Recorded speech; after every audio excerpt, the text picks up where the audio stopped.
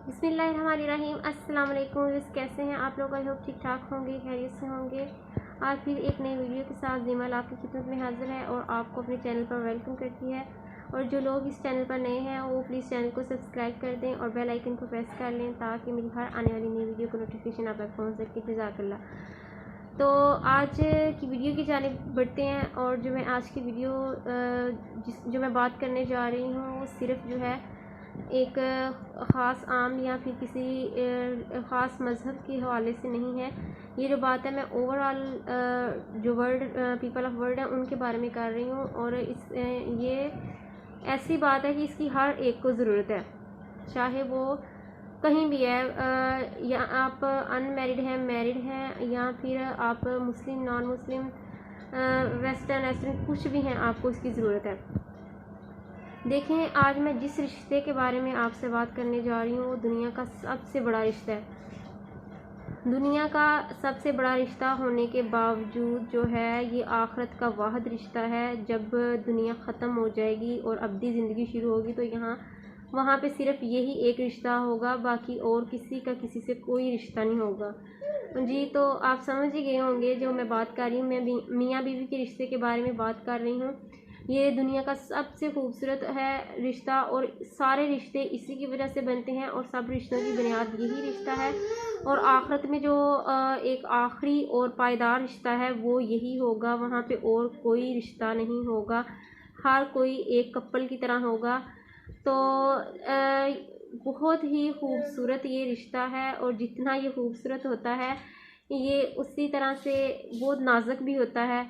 ये इतनी सी बात से ये टूट भी सकता है। तो आज एक वीडियो में बात करेंगे कि किस तरह हम इस रिश्ते को मज़बूत और ख़ूबसूरत बना सकते हैं। अगर आप अनमैरिड हैं तो आपके लिए ये बातें शादी के बाद काम आएंगी, और अगर आप मैरिड हैं तो इन बातों की अगर आपको किल्लत है तो आप इसको अभी जो है अपनी ज़िंदगी में अप्लाई कर सकते हैं। देखें, जब शादी हो जाती है एक लड़की की तो दो लोग एक ही रिश्ते में बंध जाते हैं। और ये रिश्ता ऐसा है कि ये दोनों एक दूसरे की लिबास की तरह होते हैं। इस बात की वजाहत ये है, लिबास से मुराद ये है कि दोनों को एक दूसरे का ऐब और अच्छाई, बुराई और हर राज जो है वो एक दूसरे का पता होता है। और जैसे एक इंसान अपनी ज़ात के लिए जैसे सोचता है, शादी से पहले वो सिर्फ अपनी ज़ात के लिए सोचता है, लेकिन बाद में उसकी ज़ात में एक और ज़ात मिल जाती है और फिर उन्हें दो ज़ातों को एक साथ मिला के सोचना होता है। जैसे वो अपनी फ़िक्र करता है उसे फिर उसकी भी करनी होती है, जो अपने लिए इंतखाब करता है उसके लिए भी करना होता है।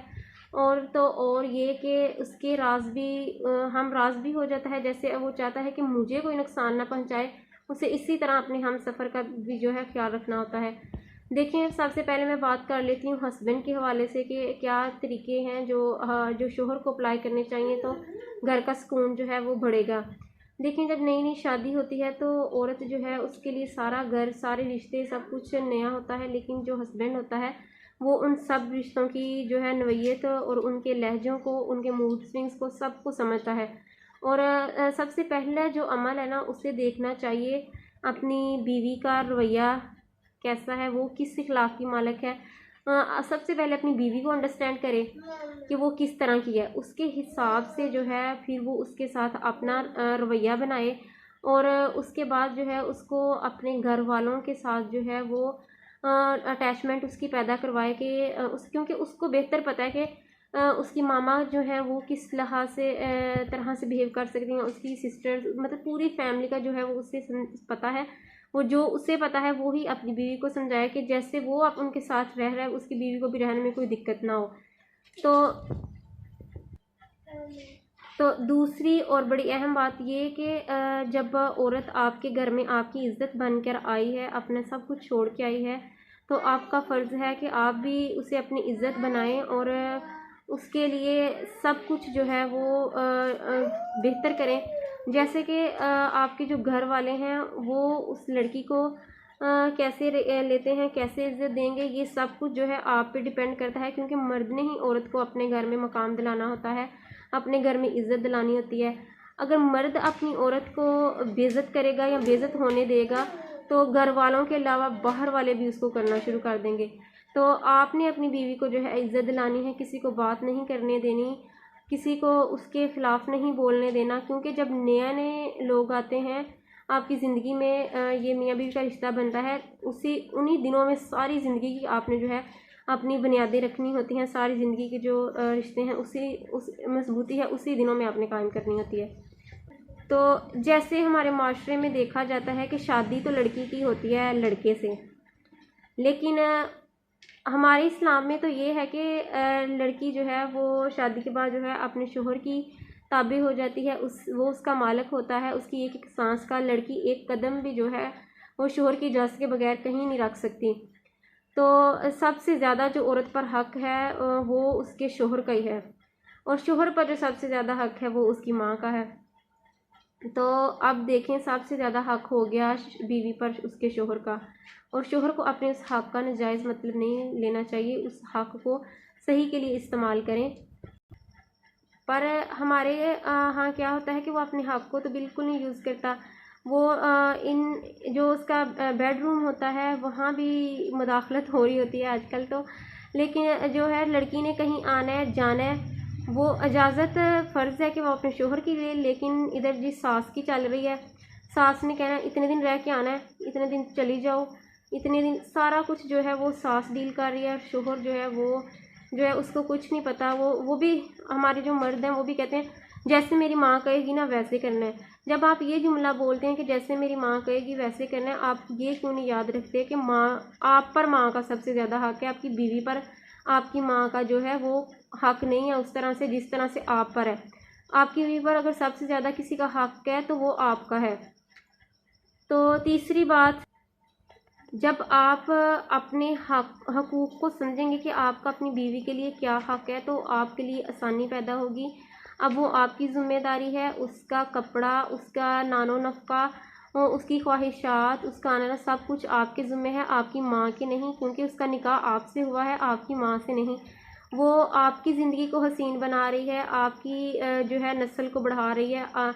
तो आपका फ़र्ज़ है कि आप उसे जो है वो सुकून दें और उसकी कदर करें।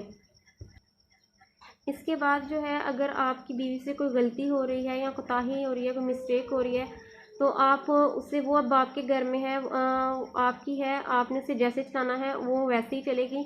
कभी भी भूल के भी, अनजाने में भी औरत को उसके मायके वालों का ताना ना दें कि तुम, इतना तक ना कहें कि तुम्हारी माँ ने कुछ नहीं सिखाया, तुम्हारे बाप ने दिया क्या है। इस तरह की बातें बिल्कुल ना करें। इस तरह की बातों से जो है औरत के दिल से आप उतर जाएंगे। आपकी तो बदअखलाक़ी का एक मुज़ाहरा हो ही जाएगा, लेकिन उसके साथ साथ जो है आपकी ज़िवाजी ज़िंदगी तबाह हो बर्बाद हो जाएगी। क्योंकि एक लड़की सब कुछ बर्दाश्त कर सकती है अपने ससुराल में, हर तरह की चीज़, लेकिन वो ये कभी नहीं बर्दाश्त करती कि उसके माँ बाप को, उसके बहन भाइयों को कुछ कहा जाए। उनकी खुशी के लिए, अपने घर वालों की खुशी के लिए वो सब कुछ सहती है, चुपचाप सहती है। ये नहीं कि उसके मुंह में ज़ुबान नहीं होती, सब कुछ होता है, सब कुछ उसके इख्तियार में कर सकती है, लेकिन वो इसको यूज़ नहीं करती। किस लिए? कि उसके माँ बाप को ना पता चले कि हमारी बेटी खुश नहीं और वो परेशान ना। तो आप जब भी कोई बात हो, आप उसको अपने तरीके से डील करें। वो आपके घर का मामला है, उसको कभी भी जो है वो बाहर वालों के साथ ना लेके जाएं। और जब मियाँ बीवी की मिसअंडरस्टैंडिंग होती है, हो जाती है, जब दो लोग रहते हैं तो छोटी छोटी बातों पे झगड़े हो जाते हैं, उससे ऊंची ऊंची उछाल के अपने घर वालों का ना बताएं, अपनी माँ को ना बताएं कि ये हो रहा है वो हो रहा है। आपकी प्राइवेसी है, अपने तक रखें। तो हो सकता है कि उतनी मोहब्बत नाराज़गी में, नाराज़गी से पहले ना हो जितनी नाराज़गी के बाद हो जाए, क्योंकि औरत इज़्ज़त चाहती है। तो लेकिन जब आप उसके राज को उछालते हैं तो तीसरा बंदा आके आपकी प्राइवेसी में पड़ जाता है, तो फिर वो इज़्ज़त नहीं रहती। और जब इज़्ज़त नहीं रहती तो औरत चिड़चिड़ाहट और लड़ाकू बन जाती है। फिर आप कहते हैं इसकी बहुत लंबी ज़ुबान है। मेरी एक बात याद रखें, औरत की ज़ुबान जो है ना, होती तो मर्द की भी है, लेकिन जो औरत की लंबी ज़ुबान है ना, वो सिर्फ मर्द की वजह से होती है। वो आपकी बीवी है, आपने उसकी ज़ुबान, आप उसको सिखाते हैं। जब आप शुरुआत यहाँ से होती है, जब आप उसको कहते रहते हैं कि तुम ऐसी वैसी, वो ये सब सुन लेती है। लेकिन जब आप उसके माँ बाप को कहते हैं ना, तो फिर उसके मुँह से निकल आता है कि तुम्हारे कौन सा अच्छे हैं। तो फिर आपने बढ़ाई ना उसकी ज़ुबान।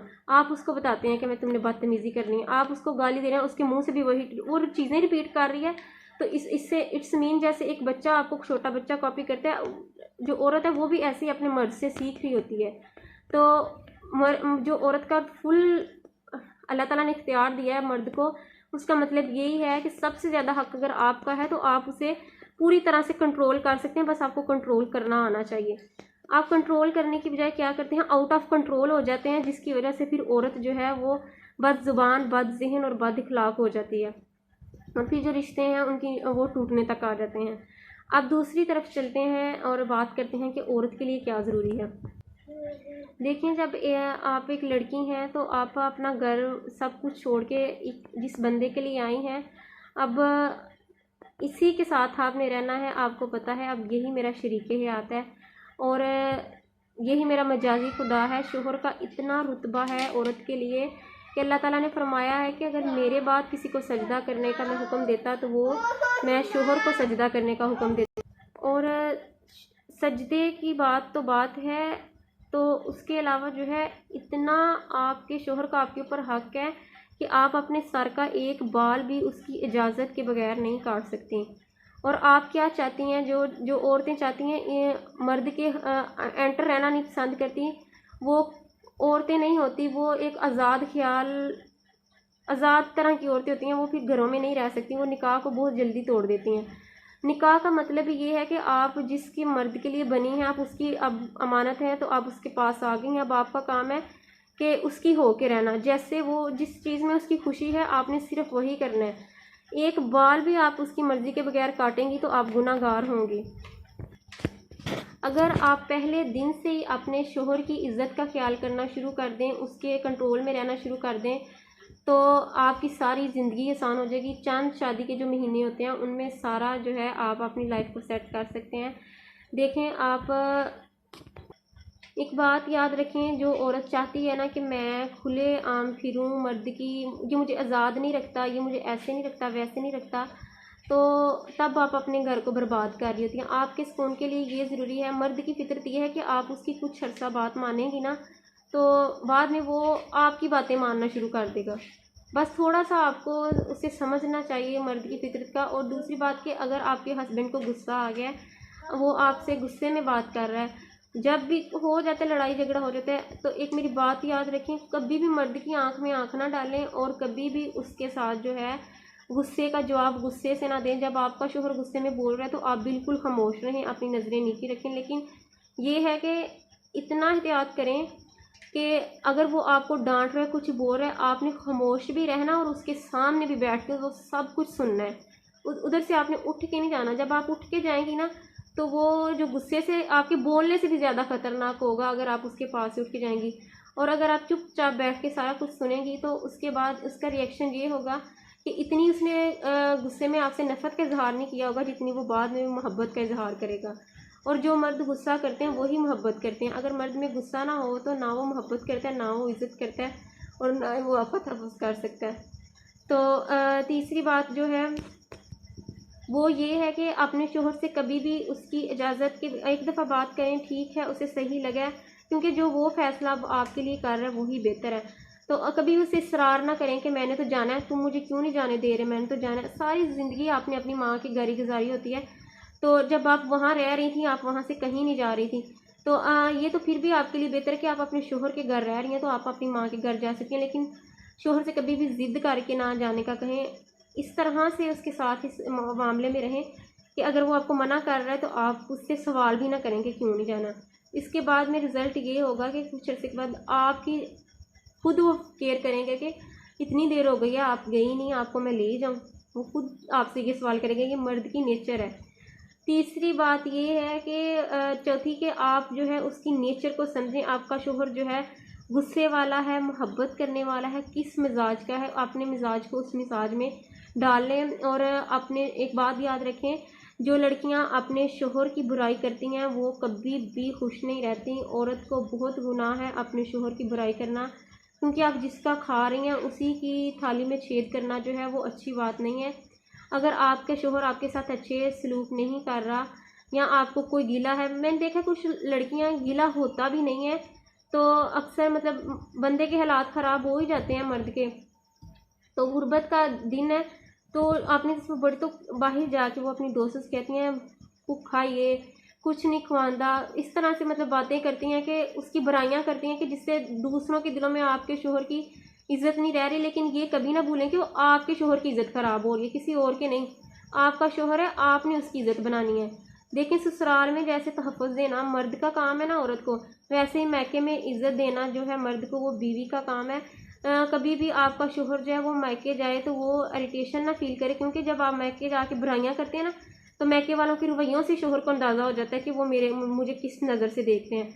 आपका इस तरह से अपने मायके वालों में अपने शोहर की इज़्ज़त बनाए कि जब वो जाए तो वो बड़े रौब से और इज़्ज़त से बैठे और कहे कि वाह क्या मेरी मतलब इज़्ज़त है मेरी बीवी ने इधर बनाई हुई, और सारे जी जी वाह वाह करें और आपके शोहर की सारी तारीफ़ें करें। तो अगर आपका शोहर माली लिहाज से कमज़ोर है तो कभी भी जो है उससे एहसास ना होने दें कि उसके माली हालात अच्छे नहीं। उसे यही एहसास करवाएं कि आप बादशाह हैं और मैं एक आपकी मलका हूँ और मैं बहुत खुश हूँ। क्योंकि देखें, दौलत से ज़्यादा अहम होती है मोहब्बत। जिस घर में मोहब्बत होगी उस घर में दौलत खुद आ जाएगी। एक मेरी बात याद रखें, जो भी मियाँ बीवी हैं, कपल हैं, उन पर ज़िंदगी में एक दफ़ा आजमाइश का वक़्त ज़रूर आता है, चाहे वो ज़िंदगी शुरू में हो, दरमियान में हो या आखिर में हो। तो वही वक़्त होता है आपके रिश्ते की आजमाइश का। हर रिश्ते को, हर मियाँ बीवी के रिश्ते को अल्लाह ताला एक दफ़ा ज़रूर आजमाते हैं। वो गुर्बत से भी हो सकता है, बीमारी से भी हो सकता है, बे औलादी से भी हो सकता है। आपने उस आजमाइश में उस वक़्त आपने अपने शोहर का साथ नहीं छोड़ना जिस वक़्त उसके माली हालात अच्छे ना हों। तब कुछ औरतें होती हैं कि अब इसके माली हालात अच्छे नहीं, काम नहीं अच्छा, अपने घर चली जाती हैं। आप पैसे से शादी करके आई थी, आपने जिससे शादी की थी इसी वक़्त तो आपकी ज़रूरत है उनको। तो इसी तरह से जब शोहर पे भी फ़र्ज़ है कि अगर उसकी बीवी बीमार है तो उसे कहारत ना करे, उसे ये ना कहे कि मैं तुम्हें मैके छोड़ आता हूँ, ठीक होगी तो मैं तुम्हें ले आऊँगा। तो वहाँ ही अगर छोड़ के आना था तो वहाँ से आप लाए क्यों थे? आप उसे वहाँ ही रहने देते। क्योंकि यही वक़्त है जब औरत बीमार हो, उसकी जिस्मानी हालत ठीक ना हो, तो आप उसे जो है हिम्मत दें, आप उसके पास रहें, उसकी केयर करें, उसका ख्याल रखें। चाहे आप अच्छी खुराक नहीं दे रहे, उसे अच्छा लिबास नहीं दे रहे, आप अच्छी ज़ुबान और अपनी तवज्जो और अपना वक्त दे रहे हैं, तो औरत जो है वो आपकी बहुत ज़्यादा मोहब्बत करेगी, बहुत इज़्ज़त करेगी आपकी। और जो आपका घर है वो भी आप दोनों का है, घर के काम भी आप दोनों के हैं। और कभी भी अपनी बीवी का ऐसी सूरत में काम में हाथ बटाते हुए शर्म ना महसूस करें कि लोग क्या कहेंगे, घर के काम कर रहे हैं। अगर ये शर्म की बात होती तो हमारे नबी सल्लल्लाहु अलैहि वसल्लम कभी अपनी बीवियों की हेल्प ना करते, कभी अपने काम खुद ना करते। उन्होंने इसीलिए ये करके सुनते हमें बताई हैं क्योंकि ये हमारे लिए सही है, करने के लिए ज़रूरी हैं।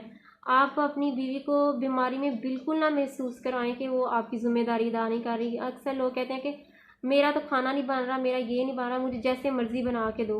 मतलब उस टाइम जब बीमार होती है तब उसे अपने शोहर की सबसे ज़्यादा ज़रूरत होती है, और जब शोहर गरीब होता है, बेरोज़गार होता है, तब सबसे ज़्यादा ज़रूरत जो है वो औरत की होती है। इसको आई थिंक वीडियो बहुत लंबी हो गई है और बातें हैं कि ख़त्म नहीं हो रही। इस टॉपिक पे बहुत सी बातें हैं लेकिन आज की वीडियो मैं इतनी करूँगी। आई होप आपको वीडियो पसंद आई होगी। इसको लाइक शेयर और